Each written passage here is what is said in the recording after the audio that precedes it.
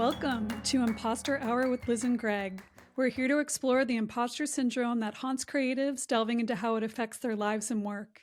Join us as we chat with authors and artists about creativity, self-doubt, featuring imposter characters in their stories, and the occasional imposter who pops up in their day-to-day lives. And today we have the great pleasure of welcoming our friend Joseph Webb to the show. Joseph, a master of the arts, is an interdisciplinary artist rooted in African diasporic vernacular dance, music, and AAV poetics. He expresses these mediums in the lineage of the African griot, who serves as a vessel for embodied messages to come through. He was showcased in the Tony Award-winning Broadway production, Bringing the Noise, Bringing the Funk, among numerous others, and is currently a Young Arts Fellow supported by the Rockefeller Brothers Fund. The New York Times regards Joseph as a natural star, a fabulous tap dancer who also raps, sings, and much, much more. Joseph, thank you for taking the time. Welcome to the show. Oh, thank you. Thank you for having me, you too. Yes, thank you. Absolutely. So good to see you. Oh my gosh. Really am enjoying your the new book that you guys released, Trust Issues. I really am enjoying it. Oh, thank you. Yeah. Well, it was so amazing to see you in person at the event. I think I probably haven't seen you in person since we graduated. Right.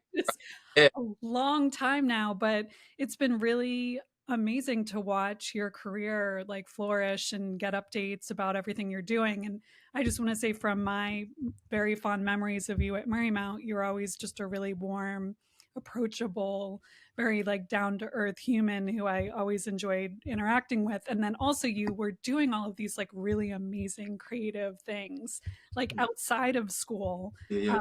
For example, you were performing in Bringing the Noise, Bringing the Funk, which it's like, how did that even, how did you get there? Yeah, so the choreographer of the show, Savion Glover, I started working with him maybe about, I would say, 5 to 6 years prior to the show coming on Broadway.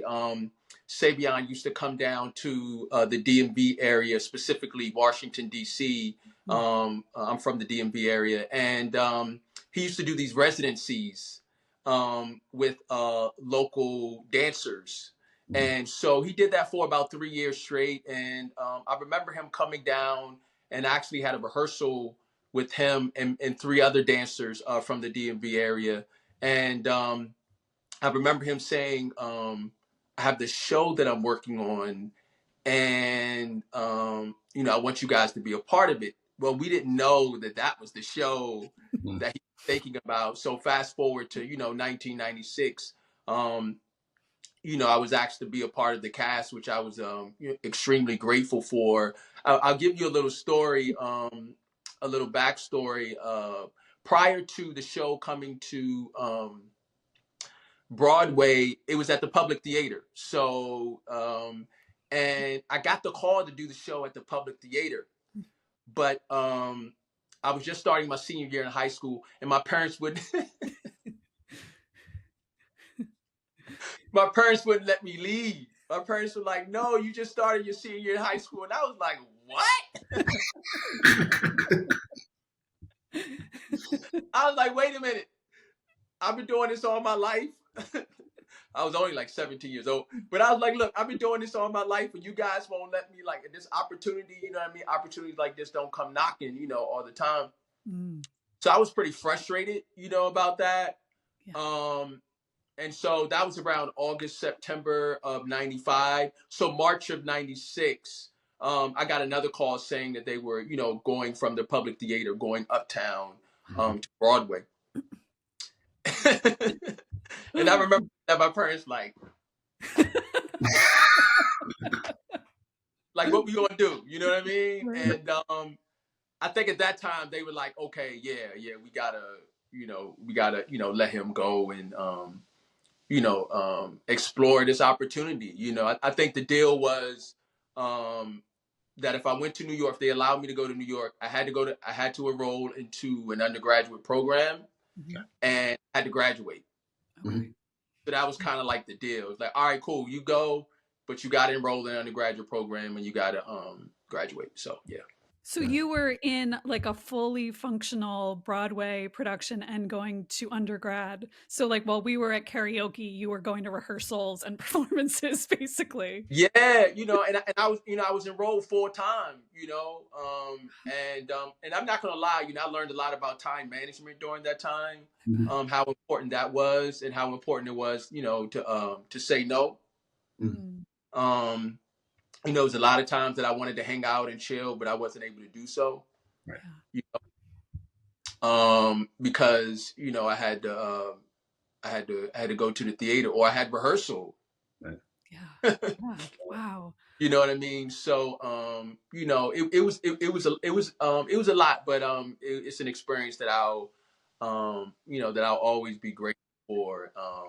And yeah, it definitely started me on my path. Yep. Yeah. Mm. Well, let me ask you. You said a few minutes ago that at 17 you were sort of trying to petition to your parents because this was like something you'd been doing all your life at that young age. And I'll say that in the time that we've known you, you've always seemed like, I think I would describe you as like a holistic artist, if that makes sense. In that you cover your interdisciplinary, multidisciplinary, and you are doing all of these things, and it just seems like such a part of like an elemental part of your kind of fabric as a person. What was it that kind of brought you to the creative arts and the performing arts? What kind of planted that seed in you, I guess. Yeah, I have to give a shout out to my mom, Mm-hmm. Alex Webb. When I was around 4 or 5 years old, I was always dancing around the house to, singing and dancing to Michael Jackson and Prince music. Sure. And so around 5, my mom said, we have to channel that energy. We have to do something with that energy. So she put me into gymnastics classes. Mm-hmm. And that didn't really sit well with me. So she took me out of gymnastics classes. And then that summer, she put me into dance classes, and so I was around 5 years old. And so I, been involved in dance ever since. Yeah. Mm. Yeah. And What? then I guess around middle school and high school, I really started becoming involved into or having an interest in the theater. Yeah. Give a shout out to Frank Wattis.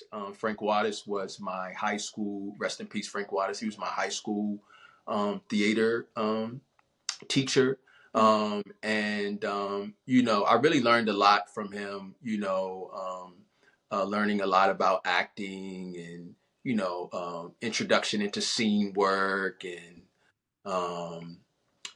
exploring singing, exploring what a triple threat looks like and what that feels like.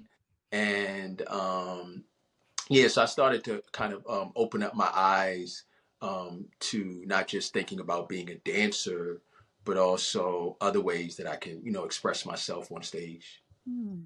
And did that, starting at that young age, did that all sort of seem like, were you conscious of the fact that these were um, different disciplines, let's say, or did it all just seem very kind of fluid, in that way? Yeah, definitely fluid. I feel like when I got to, when I got to Marymount, I started to see, them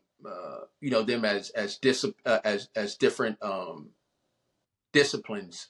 But I feel like like in the African American tradition, it's just so fluid, or just the African tradition in general. Especially when we're talking about griots, it's just, I feel like for me it's just very fluid.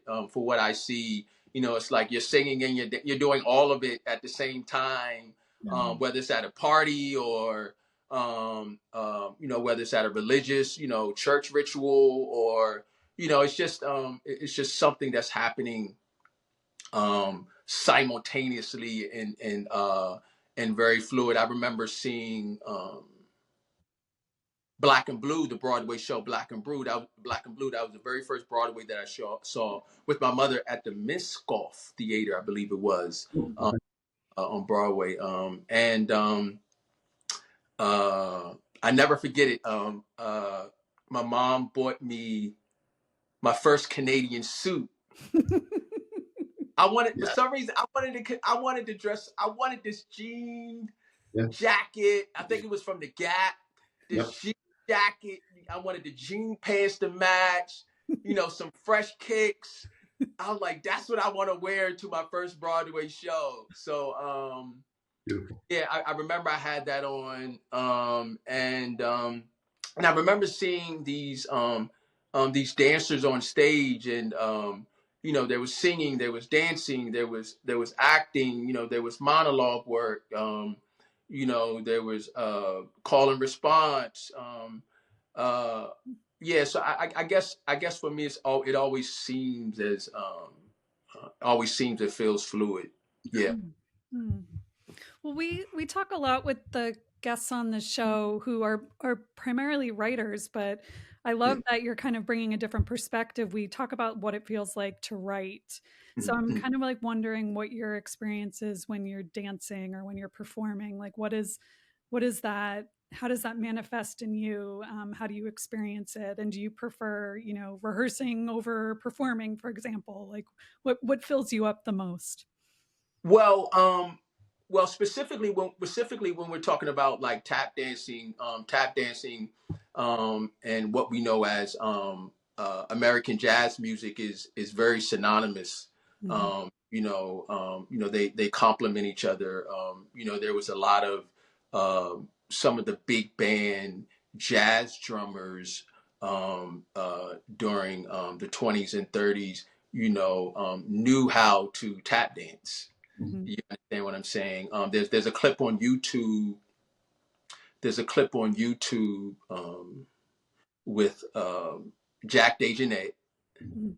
and what's the drummer, the jazz drummer that just passed away not too long ago? Max Roach. No, not Max Roach. Nah, like just very recently. I can't even think of it. I feel so bad right now. Anyway, it'll come to me. Where they're like improvising, they're exchanging tap steps with their feet. You understand what I'm saying? And these are like professional master drummers, jazz drummers. So I said all that to say is like it's very there's an improvisational element to it. Mhm. Mhm. You know what I mean? It's very much rooted in improvisation. Um, but I will say that I do enjoy, as right now, I'm working on a lot of choreography. I do enjoy rehearsal Mhm. because even though there's an element of you have to be aware. Uh, I feel like when I'm on stage and I know that my body knows what it's supposed to do. I feel like there's a it just clicks, if that makes any sense. It just clicks. But whenever I'm on stage and I'm just improvising, so let's say if I were to go to um, a jazz venue and there was a band there and I'd have my wood floor, I just hop on and maybe sit in with the band just like a jazz musician would do. There's an element of um, a offering Mhm. Mhm. and just being open. You're just being a vessel because you're actually, you have to listen to everyone. Well, you should be listening in general when you're on stage dancing, but especially when it's a lot of improvisation going on and it's a spare of the moment type thing. There's a listening that's going on. There's just an opening. It's like, okay, you're um, something else is happening, and something else is doing the work Mhm. as opposed to the performer. You know what I Yeah. mean? Yeah. Yeah. I mean, Um, I yeah. guess sort of in the tradition of you're talking about the griot, where it's like more the person becomes more the vessel for what's passing through in that Yep. way, right? The creativity and the message and everything. Exactly. Yep. Yep. And actually in my career, not just in my work, I'm actually finding that more and more now, just in general, Mhm. like in my life. I feel like,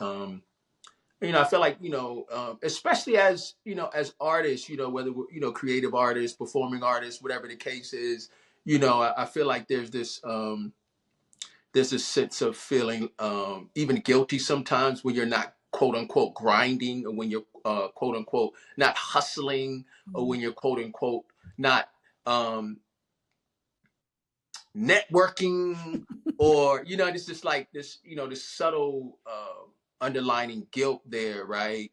And I think right now, not just in my work when I'm creating or when I'm on stage. I feel like just more and more of my life now, I'm just more and more in the flow of um, just being open to what comes, and just knowing that what is for me is going to get to me. Mm. Yeah, I love that. Does Nice. that That's so, amazing. and Yeah. it's less stressful that way. Yeah. No, I mean, I'm thinking about like the kind of evolution of your creative journey and how we were all in school in a place that was incredibly competitive and it had this kind of feeling of constant scarcity, like in every department, whether it was acting or dance, you know, or tech. It was like there's so many of you, but only a certain number of roles, parts, shows, and Right, you're not all going to get there. right, So there was this constant sense of like, you better be hustling, you better be better than the people to the left and the right of you. yeah, But here you are, Joseph, and you are in a show, and then you got cast in like a major movie right after yeah, college, if I yeah, yeah, remember correctly. yeah. So I'm curious for you, did that kind of put a pressure on you? Because you, it was almost like you were working before the rest of us were. And did it sounds like it changed for you, or maybe you always felt like the thing that was meant for you would find you. How is that changed and morphed? Yeah, well, I think that viewpoint has just happened maybe more recently, maybe within the last couple of years. Um, um, I think when even though I may have started my career a little sooner, there was always still that worry of when is my next gig gonna come, Yeah. you know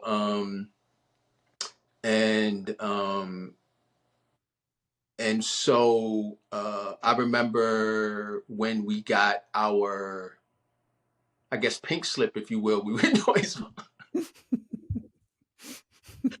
first of all, I just want to say that I just feel so blessed because I think that show lasted maybe 2 years and 10 months, Yeah, Wow. it's fun. which is actually like pretty good for Broadway. Mm-hmm. You know what I mean? I feel like even now, especially post the pandemic, there are a lot of Broadway shows. If a show lasts 6 months to a year, that's like you're doing something. You know what I mean? Because I feel like shows aren't lasting as long as they used to, pre-pandemic. Um, but I remember getting the pink slip, and I was like, oh, so shows close. So I just say all that to say I was young and I was still learning. You know what I mean? There was just a lot that I learned. There's a lot that I was learning, and even when I was in the show, I was still going on auditions, that kind of revved up a little bit, once the show closed. But there's always this sense of at that time there was definitely a sense of competition, Mm-hmm. a sense of I got to get this gig. Um, uh, yeah, I remember I was up for a new uh, a pilot that was coming up, and I went through the rounds in New York, and my agent called me and he said, "Hey, it's between you and another guy, and they want to fly you out to California to for like one more rounds of auditions, but it's just going to be between you and this other guy." Mm-hmm. And I was it was for the lead role, and I was a boxer. Okay. And so my agent says, so they're just trying to figure out which direction to go in. And I was like, so what do you mean? And she's like, well, she's like, the other guy looks like a boxer.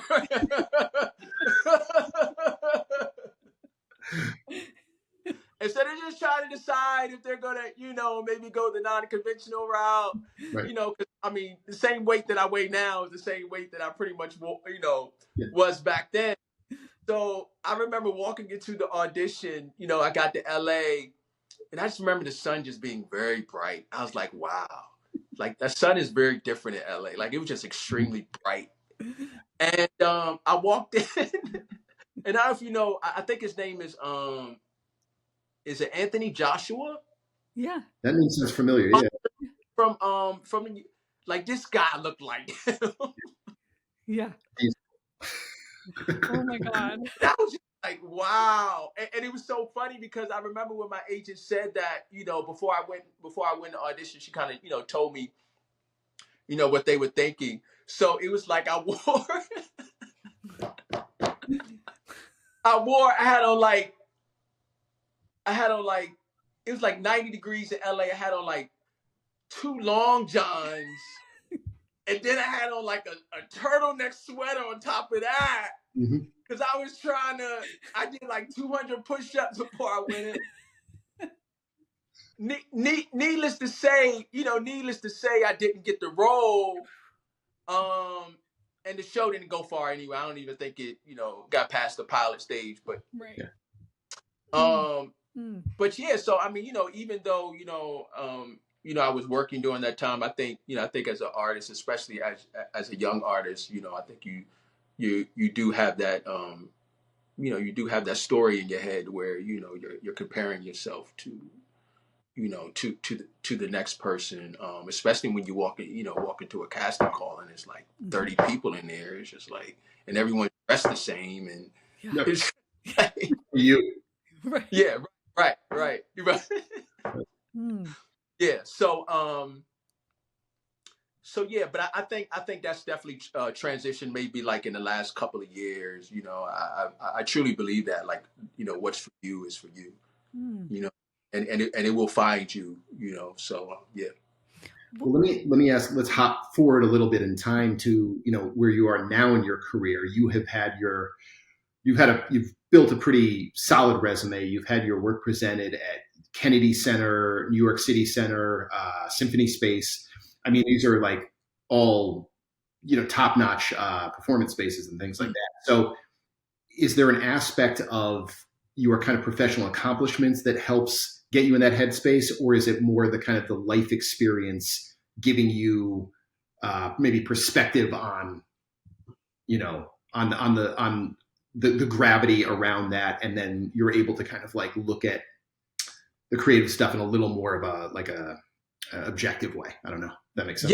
Yeah. I think I think it's having a lot of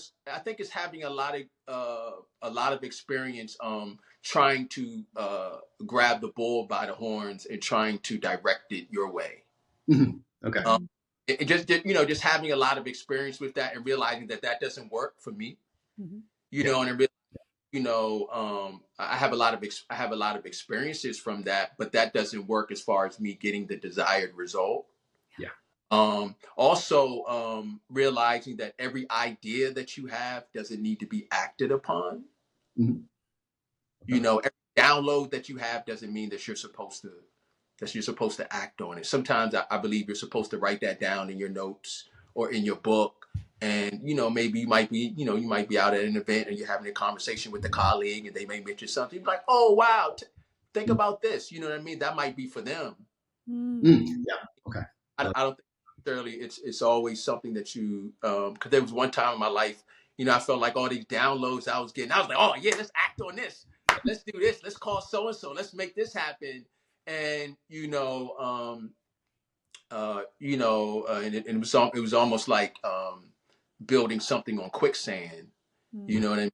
So I think and also I think the older you get as an artist and creative, you just start to understand yourself. Yeah. You start to understand who you are, and how you work, and what's best for you. I think it was Miles Davis who said, and I'm paraphrasing. He said, sometimes it takes a lifetime to sound like yourself. Yeah. It's something to that effect, I think it takes a long time for you to sound like yourself. Yeah, it takes a long time for you to say. That's it. That's it. Right. Yep. So, and and that can only happen with experience. Mm-hmm. It's something that you can't rush. It's just something that it's kind of like a rites of passage, as being a human being. Yep. You know, Mm-hmm. in order to get to that phase. So yeah, I think it's just a lot of experience. Trying to dictate. And I think also sometimes, especially earlier in my career, I felt like there were times where um, the barometer of what I should be doing and where I should be is based on someone else's career. Mm. You know what I mean? Yeah. Based on what they're doing and what they're not, or what they're not doing. And so and that that didn't work out for me either. Mhm. So I think it's just a lot of experience, doing, just, doing things a certain way and just realize, I don't think, I don't think that's for me. I don't think that's, and that's okay, Yep. and Mhm. that's so, and then I think, when you get to that place, you start to realize then what is for you, like you can recognize it. Mm. Yeah. Yeah. Because sometimes what's for you may come to you and you might not even recognize because you're so busy, wrapped up in, someone else's flow or, another organization's bidding, you know what I mean? So Mm. um yeah, you'll recognize it when it comes, Mhm. whatever that is. Yeah. Well, you're touching on one of my favorite topics, which is compare and despair. Uh and and I'm really, really interested in what you're talking about when you say, kind of having all of these downloads and ideas and having the discernment not to go to necessarily act on each one. mhm. I love how you said taking the bull by the horns and then trying to lead it. It's so perfect. And I'm just wondering, how do you decide which things you're going to act on? The kind of downloads you get. And then how does that square up with like tuning out that compare and despair? So what happens for you personally? Like, okay, here's an idea. I'm going to put it in my book or I'm going to act on this. And, making sure you're not being motivated by maybe this idea of like what other people are doing. Yeah. I think um uh uh I think the practice of being still is very important. Um and I don't just mean still at being still externally. I mean being still internally. Mm-hmm. Um uh I think that a lot I think that allows me to figure out which direction I should be going in, or which idea or which downloads maybe I should be exploring further and acting upon. Because it's a knowing. I can't. I mean, words are not doing it. It's just it's something that it's that instinct. I think I hear mothers talk about that a lot. Mm-hmm. You know what I mean? Like I think I've always heard my mom talk about that a lot. You know what I mean? Like I remember one time I was going through a challenging period, and here it is. I'm all the way in New York, Yeah. and my mom calls me the next day, and she's like, "Hey, so what's going on?" And I was like, "What do you mean? I just got finished, leaving work or whatever." And she's like, what's going on?" Yep. Like, what are you talking about? She's like, "Okay, well, call me when you want to tell me what's going on." Wow. And then I called her back. I was like, "So."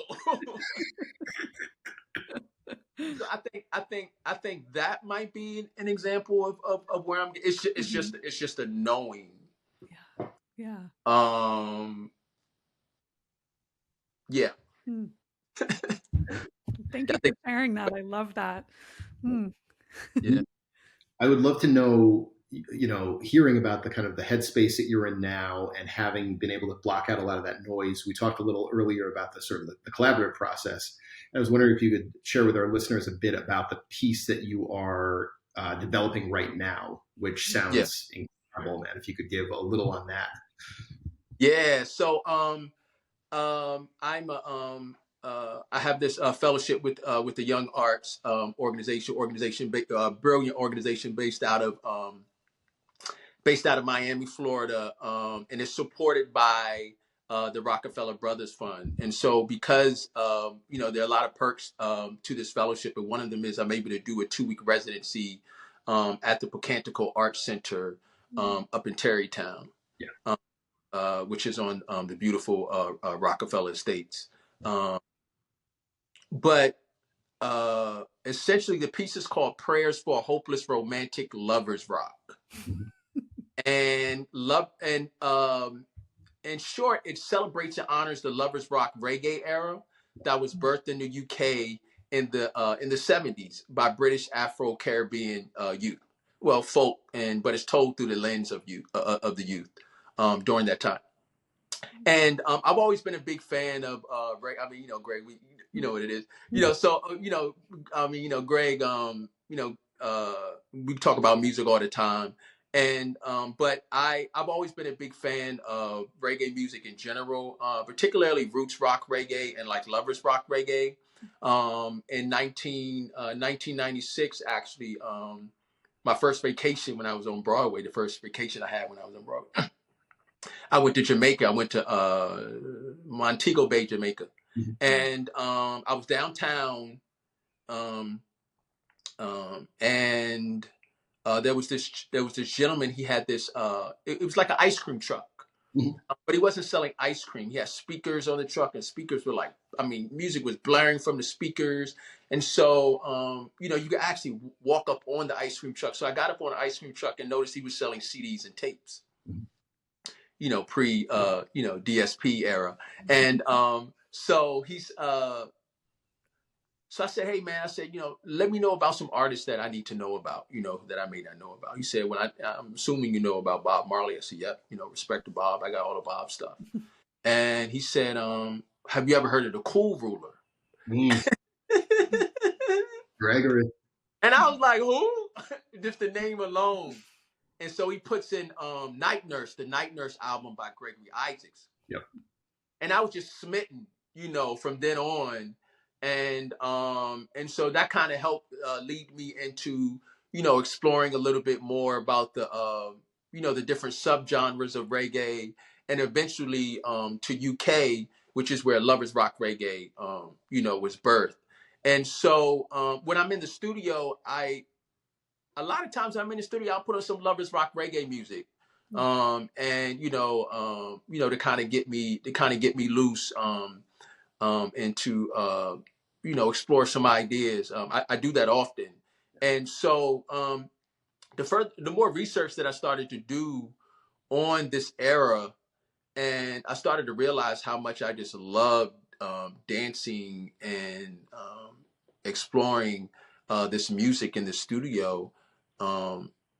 Prayers for a Hopeless Romantic Lovers Rock was born, So I have a wonderful creative team. I have Chris Eli Black, he's on book. I have Hope Udobi, who's a brilliant composer and songwriter and instrumentalist in their own right. And I also have really, really excited about Adeslo Sakalumi, who's my director. And so we're going to do a residency workshop, a 2-week residency workshop, and I'm just the goal is to get this on the main stage, at an off-Broadway or regional space, So I'm just really, really excited about this project. I don't know if you could tell, but yeah, no, I can't wait to see it, and I can feel it, like you're exuding it feels like it's something very deep for you. And it is. So you're doing choreography among other things and performing and.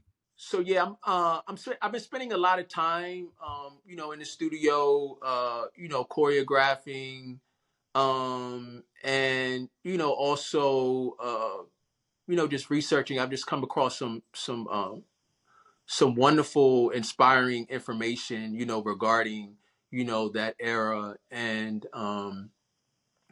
just the music itself, and the different artists involved. I don't know if you're familiar with them or that were involved. I don't know if you're familiar with them.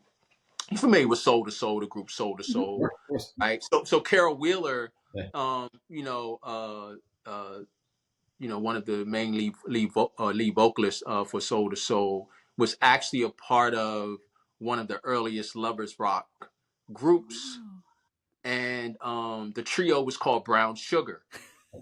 So it's a trio, Nice. um, and um, and yeah, so I'm really grateful for my creative team, for coming on board, and for being excited, and as passionate about the project as I am, and yeah. Yeah. Well, so my limited knowledge of dance, forgive me, but I'm trying to kind of imagine when you're setting out on a project like this and feeling very inspired by the music, and then you want to put steps to the music.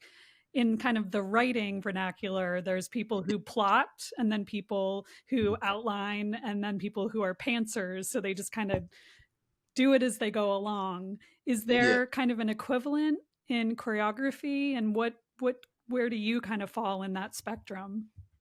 Yeah, well, I think story is very important. Mhm.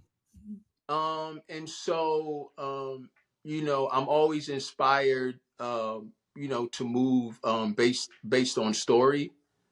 And so that's generally where I start. So whether it's lyrically, um, and so and sometimes what I'll do is, uh, I don't necessarily always need the lyrics. Sometimes I'll just listen to what the melody or what the music is telling me, Mm, Mhm. and how to move.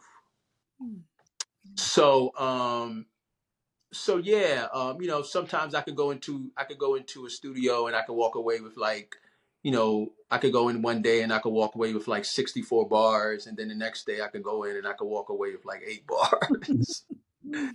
You know what I mean? And then that next week I'll just shift that whole 64 bars, and I'll tweak it, and continue to work on it. But yeah, it's definitely being guided by story and the music. Mhm. Yeah. Mm.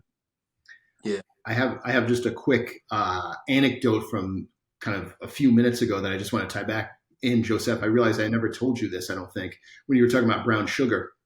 Yeah. As you know, I was a selector in a sound system out of Antigua for a long time.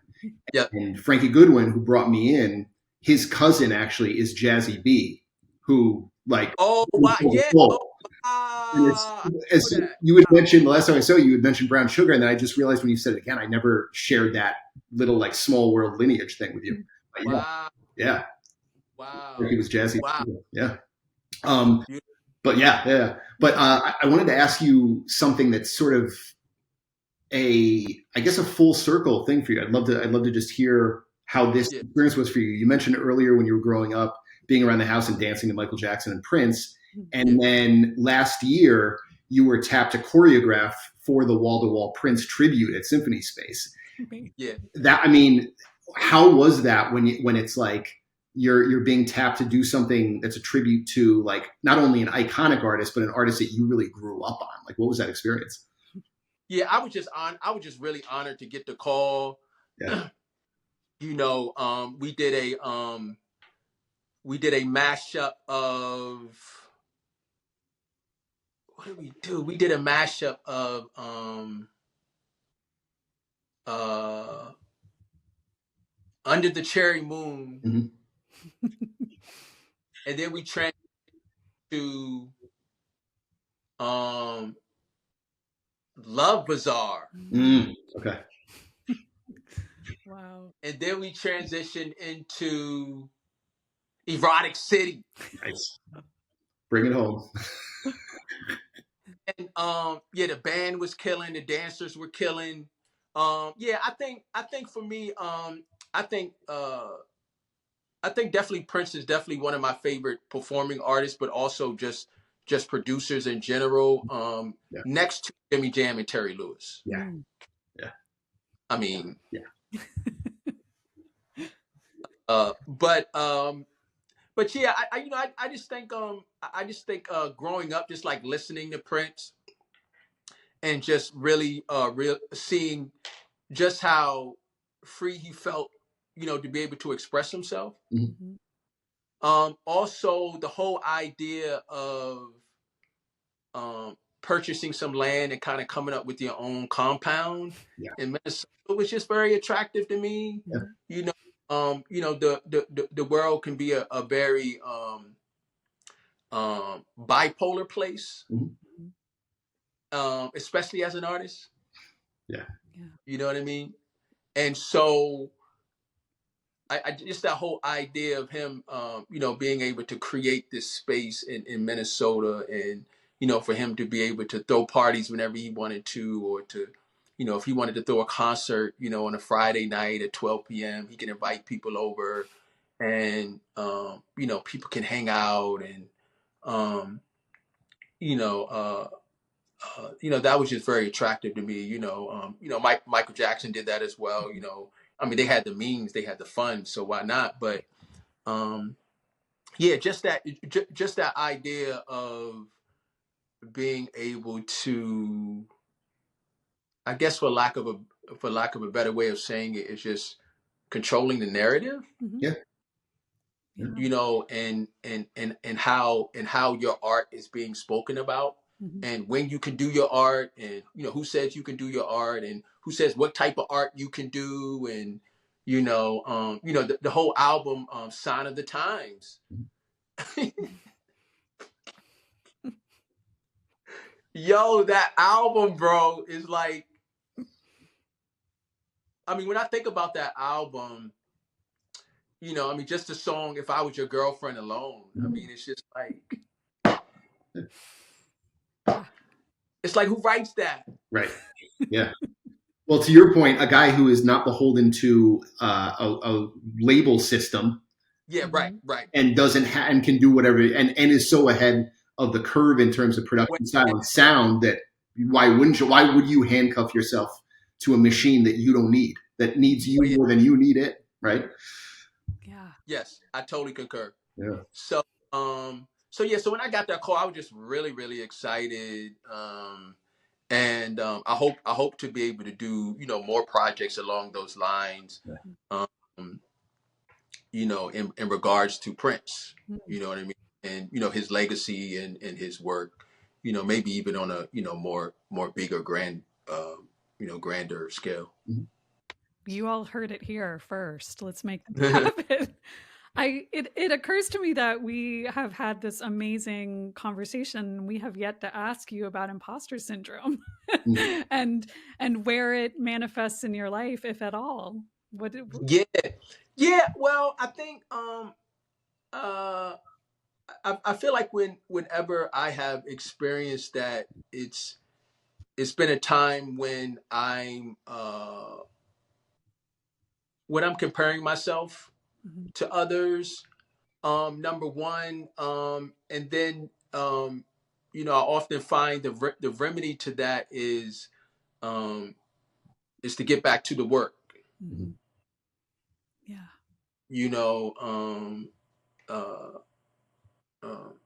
I remember having a conversation with the artist who I've worked with, ever since I was 17 years old, a brilliant instrumentalist and composer, Lafayette Harris Jr. I remember having a conversation with him, and it was along the lines of imposter syndrome, and I remember him listening. He's a little older than me, a little wiser. I remember him listening to me, just kind of nodding, and then he goes, "Yo, bro, get back to the work."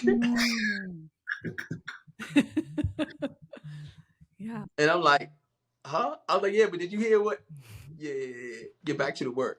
You know what I mean? So, yeah, I often find that, I'm not, I'm not being creative, when I kind of land there, Mhm. and or I'm not, entertaining art.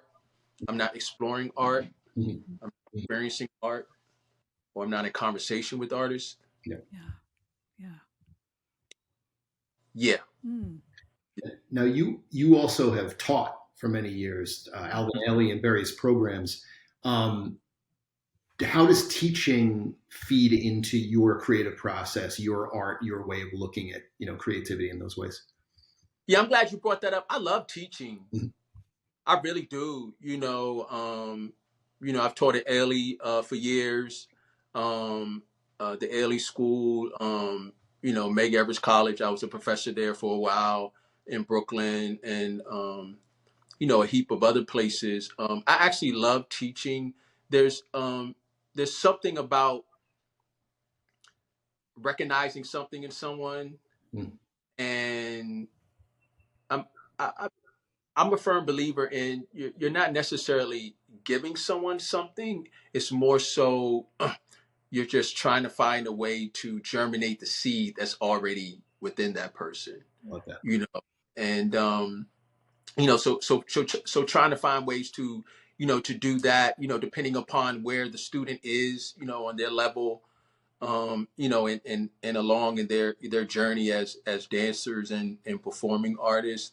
And then generally, when you teach, whether it's a conservatory environment or otherwise, there's generally a performance, recital, concert, and then seeing at the end of that year, and then just seeing something between that time and you working with them, in September, and then towards the end of the year, seeing something click on stage, and you're like, oh wow, so maybe they were paying attention, Mm. right? And then if you're lucky, you get a chance to work with some students over a couple of years. Yeah. Mm. Yeah, there was I used to have a pre-professional um young company called Hot House of Tap, Okay. and I had that company maybe for about 3 or 4 years, and it was just a joy to work with those young people. They were like middle school and high schoolers, and just to see them progress over the years, and to evolve and grow into young budding performing artists. It's just an honor to play a small role, in that development. So I come from a line of educators. My father was a mathematician, Mm. um, and my mother, she was a basketball coach, but she also got into education via being a school counselor. Mm. And my brother, he's I consider him a basketball guru. Um, he's a coach, and among other things. And so yeah, um, I really enjoy teaching it. It definitely informs my practice. And if the saying goes, if you can, just because you can do something fast doesn't mean you can do something slow. But if you could do something slow, then that's a nice guide to being able to do it fast, as far as like the application of technique and rhythm. And I find that when I have to break things down on a consistent basis, that definitely helps me in my practice as a choreographer and performer. Mm. Yeah. You've dropped so much beautiful wisdom today. And I think there's a lot that you've talked about that can be applied to really any creative endeavor or really like life endeavor. It's just a lot about stillness and listening to yourself and discernment. And, also hear, connecting to something kind of larger Yeah. than yourself, being a Yeah. Yeah. vessel, Sure. I think is really good to talk about amongst creatives. And I'm just wondering, with our last few minutes, is there advice or wisdom that you wish you could have had when you were younger, or you could go back and tell yourself that maybe would be helpful for someone, earlier on their journey to hear? Yeah, I would say I think mentorship is really important. Mm-hmm. Um, a sincere mentorship. Mm-hmm. You know, being a mentee, having a mentor, guides you someone that you could check in with, and someone who has a clear interest in your career and you evolving and growing I think that's very important. Um, I think looking back in my career, I feel like I've had guidance at different times. I feel like I've had, quite a few people that have shown interest in my career and actually poured into my career. But that I don't think that's the same thing as mentorship. Mm-hmm. Yeah. And I think because I have about one or two persons, who I mentor, and I feel like that's something that I missed. Mm-hmm. And I feel like I would definitely encourage, artists specifically, not just specifically young artists, but I feel like, you can get a mentor anytime. Mm-hmm. You can get a mentor now, but I feel like it could be very instrumental in your career.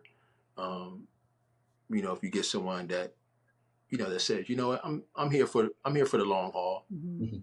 You know what I mean? In any way that I could be of assistance and, to nurture and develop, Yeah. your career. Yeah. Mm. Beautiful. That's great advice. Yeah. Yeah. Yeah. Thank you.